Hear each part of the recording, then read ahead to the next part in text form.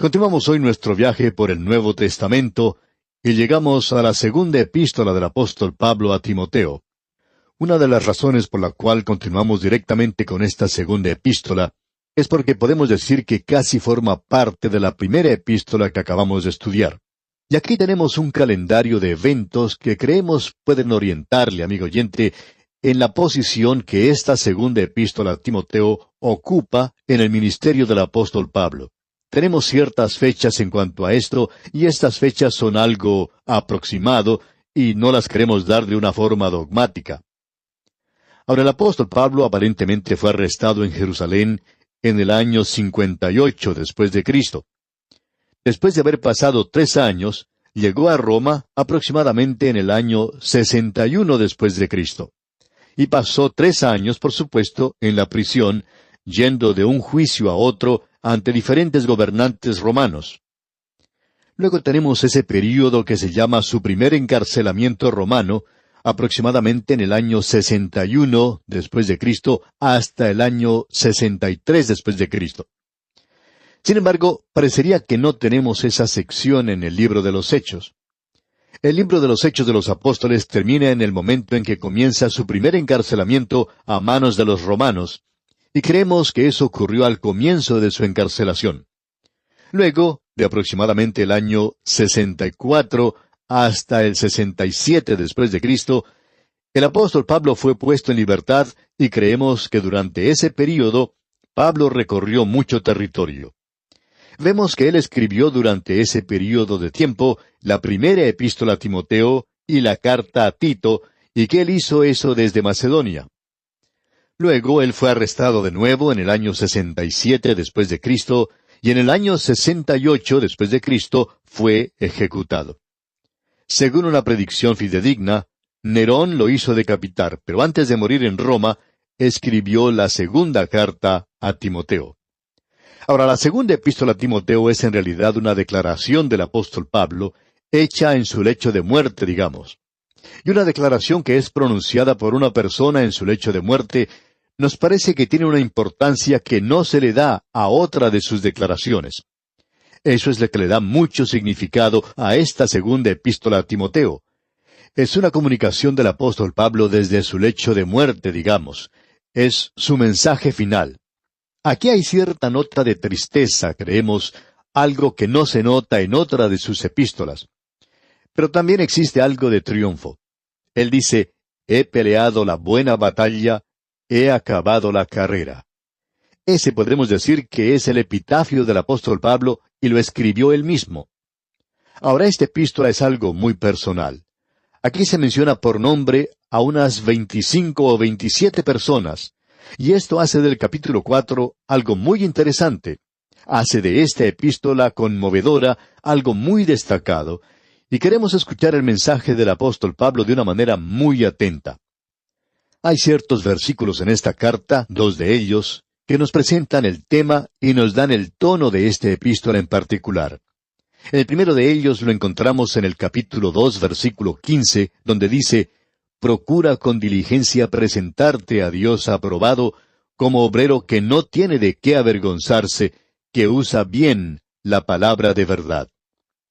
Luego el otro se encuentra en el capítulo 4, versículo 2, donde dice, «Que prediques la palabra, que instes a tiempo y fuera de tiempo, redarguye, reprende, exhorta con toda paciencia y doctrina».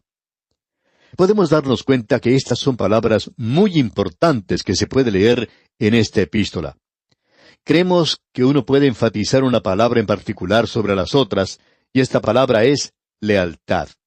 Uno puede encontrar la lealtad en el capítulo 1, la lealtad en el servicio en el capítulo 2, la lealtad en la apostasía en el capítulo 3 hasta el capítulo 4, versículo 5, y luego, hasta el final del libro, encontramos la fidelidad del Señor para con sus siervos, aun cuando ellos hayan desertado. Sobre esta epístola parece que se mantuviera una nube oscura. Es como esa nube que uno puede apreciar en la distancia. Usted recuerda que Elías envió a su siervo a mirar, y él pudo observar que se acercaba una nube. Así es que él regresó y le dijo a Elías, Yo veo una pequeña nube como la palma de la mano de un hombre. Entonces Elías le dijo a su siervo que llevara ese mensaje al rey para que se preparara porque iba a llover. Y amigo oyente, aquí tenemos a un profeta que sí podía pronosticar el tiempo, ya que él dijo que iba a llover y por cierto que se acabó la sequía entonces. Lo que tenemos en esta pequeña segunda epístola a Timoteo es la apostasía, esa nube oscura en el horizonte. Eso se ha desatado como una tormenta sobre el mundo y la iglesia. Ahora, ¿qué es lo que se quiere decir con apostasía? Bueno, en el diccionario se indica que apostatar es negar la fe. Y como ya hemos indicado en la epístola anterior, la apostasía no es algo que se hace por ignorancia, es una herejía.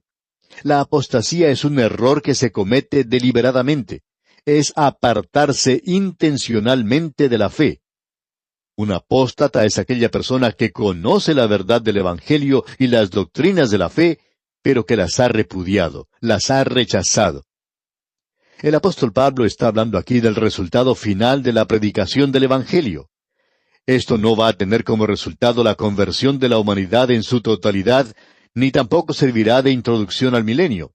Por el contrario, llegará una apostasía que casi hará desaparecer la fe de la tierra. En realidad existen dos separaciones al final de las edades. Una es la partida de la iglesia, que es llamada por el apóstol Pablo el arrebatamiento. Él dice, arrebatados, para recibir al Señor en el aire, allá en 1 Tesalonicenses 4:17. Esa es una separación. Y eso también lleva a la separación de la organización, de la caparazón exterior de la iglesia que permanece aquí abajo. Una separación total de la fe que permite que el Señor Jesucristo pronuncie estas asombrosas palabras. Pero cuando venga el Hijo del Hombre, ¿hallará fe en la tierra? Y eso se presenta de tal manera en el idioma griego que la única respuesta que se puede dar es no. Y seguimos diciendo, Él no la hallará. Esto, por supuesto, no está de acuerdo con el evangelio social que espera transformar al mundo tratando de remendar el sistema social. Estos optimistas vanos no tienen paciencia con estas lúgubres palabras de la segunda epístola a Timoteo. A nosotros nos pueden llamar intelectuales oscurantistas, y cualquier cosa que eso sea, no es algo bueno. Pero aún así, el frío recuento de los hechos de la historia y los sucesos de la hora presente nos demuestran lo acertado de las declaraciones del apóstol Pablo. Nos encontramos ahora en medio de una apostasía que es exactamente lo que el apóstol Pablo había dicho. La iglesia visible ha entrado en la órbita de una apostasía terrible. La iglesia invisible se encuentra todavía aquí y me gustaría que fuera un poquito más visible de lo que es, pero se encuentra en su camino a la epifanía de gloria. Se encuentra en su camino al arrebatamiento hoy. Y ese es un pensamiento que nos da mucho consuelo y ánimo en estos días en los cuales nos toca vivir. Eso es lo que se está predicando hoy, y el apóstol Pablo va a enfatizar la palabra de Dios aquí como no lo hace en ninguna otra de sus epístolas. En realidad, podemos decir que el apóstol Pablo y el apóstol Pedro están de acuerdo aquí. Los dos escribieron su canto del cisne. Eso es lo que son las cartas de la segunda a Timoteo y la segunda epístola universal del apóstol Pedro. Y en esas dos epístolas ellos le dan mucho énfasis a la palabra de Dios y al Evangelio. Debemos decir aquí que la predicación del Evangelio descansa en algo que es realmente tremendo, y es la depravación total del hombre, que el hombre es un pecador perdido. Alguien ha explicado esto de otra manera y nosotros quisiéramos compartirlo con usted, amigo oyente. Escuche lo que alguien ha dicho. Donde la educación piensa que la naturaleza moral del hombre es capaz de mejorar, el cristianismo tradicional piensa que la naturaleza moral del hombre es corrupta y completamente mala. Donde la educación piensa que un agente humano exterior puede ser de ayuda en el mejoramiento moral del hombre, el cristianismo tradicional piensa que ese agente es Dios, y aún así, la naturaleza moral del hombre no se mejora, sino que se cambia por una nueva. Y eso es importante de ver, amigo oyente, ¿no le parece? Por tanto, el hombre se encuentra en tal estado que no se puede salvar por medio de una obediencia perfecta, porque él no puede hacer eso. No puede ser salvo por una obediencia imperfecta, porque Dios no lo acepta. Por tanto, la única solución es el Evangelio de la gracia de Dios, que extiende su mano hacia donde estamos nosotros y salva al pecador, basado en la muerte y resurrección de Cristo. Y eso transforma la vida humana. Hemos visto demasiados ejemplos. Uno puede apreciarlos en todas partes. Hombres y mujeres que han sido transformados por el Evangelio de la gracia de Dios. De modo que opinamos que el tipo de predicación liberal se está dirigiendo en tres direcciones diferentes. El liberalismo está predicando desde el púlpito lo que se conoce como psicología popular, y podríamos identificarlo así: cómo poder vencer, venceremos. También lo podríamos llamar cómo pensar creativamente y cómo pensar afirmativa o positivamente. Eso es psicología popular. Pero eso no nos está llevando a ninguna parte. En segundo lugar, el tipo de predicación liberal está proclamando la ética. Y eso predica un evangelio, bueno, lindo, dulce. Es un sermoncito predicado por un predicadorcito para cristianitos. Y amigo oyente, créanos que el mensaje es algo así. Ellos dicen, lo bueno es mejor que lo malo, porque es mucho más lindo, y le ayuda a que uno no se meta en problemas.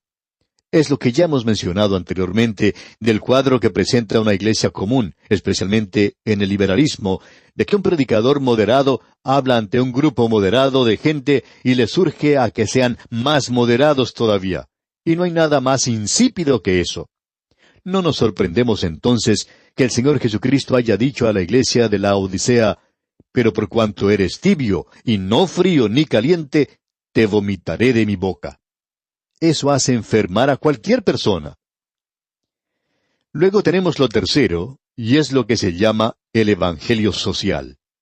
Eso predica el mejoramiento de las relaciones de las razas, pacifismo, justicia social y el orden social cristiano. Y eso es sencillamente un socialismo cristiano puro y simple.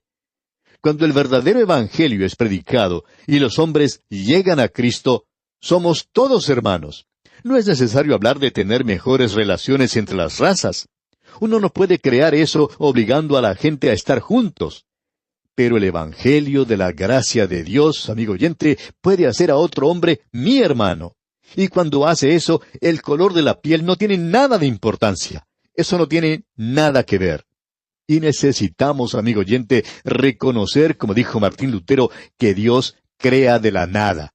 Por tanto, hasta cuando el hombre llegue a ser nada, Dios no puede hacer nada de él. Ese es el mensaje que se debe predicar hoy, y ese es el único mensaje que puede afectar en algo en la época presente a este mundo enfermo de pecado. Como podemos apreciar, eso hace de esta segunda epístola a Timoteo algo muy importante. Ahora, con esto en mente, vamos a comenzar en el primer versículo. A esta parte podemos llamarla las angustias del Evangelio. En los primeros 7 versículos tenemos la introducción. Leamos ahora el primer versículo del capítulo 1 de esta segunda epístola a Timoteo. Pablo, apóstol de Jesucristo por la voluntad de Dios, según la promesa de la vida que es en Cristo Jesús. Usted recuerda que allá en la primera epístola, él dijo en la introducción, por mandato de Dios.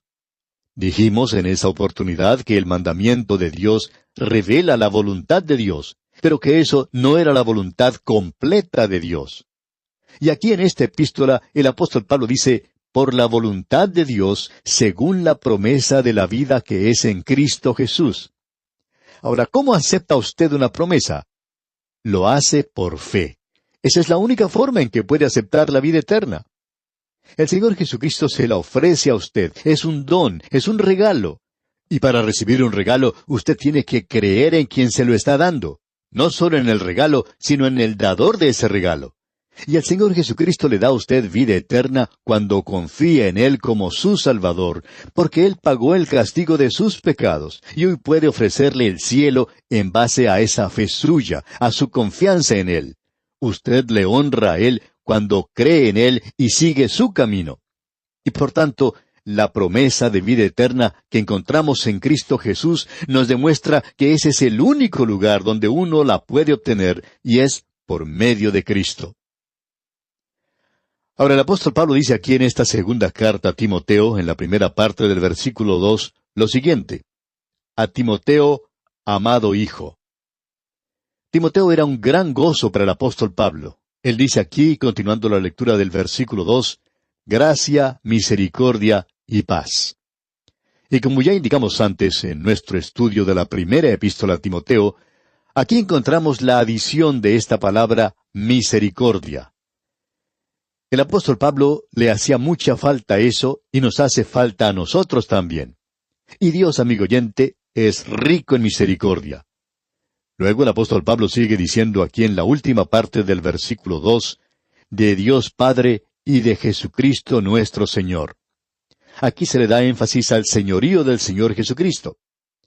Y en el versículo 3 dice, doy gracias a Dios, al cual sirvo desde mis mayores con limpia conciencia, de que sin cesar me acuerdo de ti en mis oraciones, noche y día. Y usted puede agregar a la lista que el apóstol Pablo tenía el nombre de Timoteo. A un grupo de estudiantes en un seminario se le indicó que cada vez que leyeran en la Biblia el nombre de alguna persona por la cual el apóstol Pablo oraba, que agregaran ese nombre a la lista de oración que el apóstol tenía. Bien, Timoteo estaba en esa lista de oración.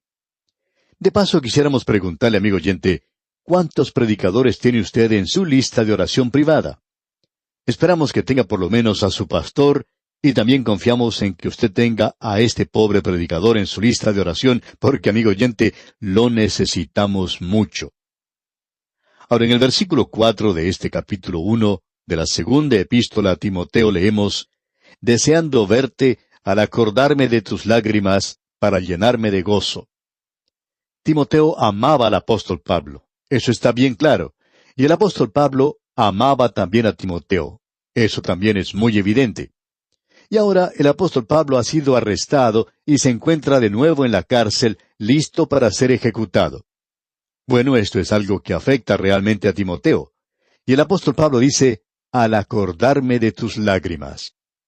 Pero quiere hacerle saber a Timoteo que si solo pudiera visitarle, eso le daría mucho gozo a su corazón.